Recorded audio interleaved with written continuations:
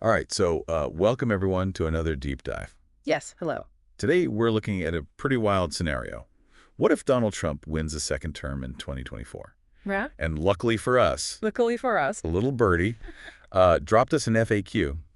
It's basically his team laying out their plan for the first 100 days. First 100 days. Yeah, this is gold. Pure gold. So let's jump right in. Let's do it. Right out the gate, Trump grants clemency to all the January 6th rioters. I gotta say, I was pretty floored by this one. Like, what's the argument here? Well, there are a couple ways to look at it. It's a huge gesture to his base, really playing to that sense of loyalty. Sure. But at the same time, it kind of throws the whole idea of an independent judiciary out the window. Right, and what does that even mean for the legal system going forward? It could really shake public trust in the courts. Yeah. No, that makes sense. If there's no sense that justice is blind, Right. it's a recipe for chaos. Okay, so let's move on to something else. Yeah. The FAQ says Trump is putting all diversity and inclusion staff on leave. Yeah, this one is. Interesting, to say the least. Has this ever happened before? Like, are there any historical parallels we can look at? Oh, yeah. You can definitely see echoes of Reagan in this, Oh, yeah. Yeah. Scaling back affirmative action, that kind of thing.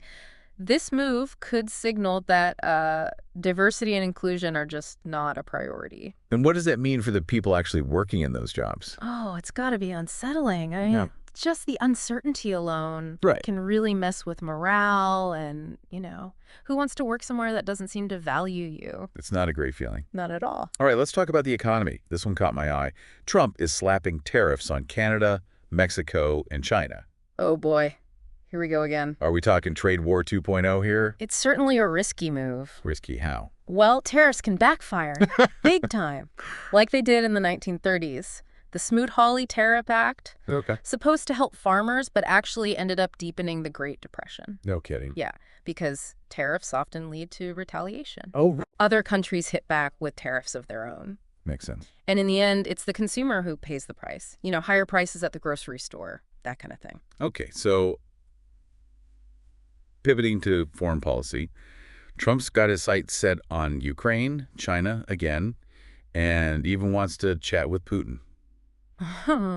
Seems like he's got a lot on his plate. Yeah. But it's classic Trump, right? That projection of American power. Right. But these situations are complicated. Especially Ukraine. Any misstep there could make things a lot worse. And China. China's a balancing act. You got to keep the lines of communication open while also pushing back against their trade practices and human rights abuses. It's a delicate dance. A very delicate dance. Speaking of delicate dances, remember when Trump wanted to ban TikTok? Oh, yeah. How could we forget? And now he's thinking about joining it. What's going on there? Well, it shows how politicians are still trying to figure out social media as this massive platform with so much influence. And Trump might be thinking he can use that to his advantage, but it's also kind of hypocritical given his past stance on TikTok. Yeah, so back on the domestic front, Trump's first trips are hurricane relief in North Carolina, wildfire damage assessment in L.A., and then a victory lap in Nevada. It's textbook politics 101. Is it? Oh, yeah.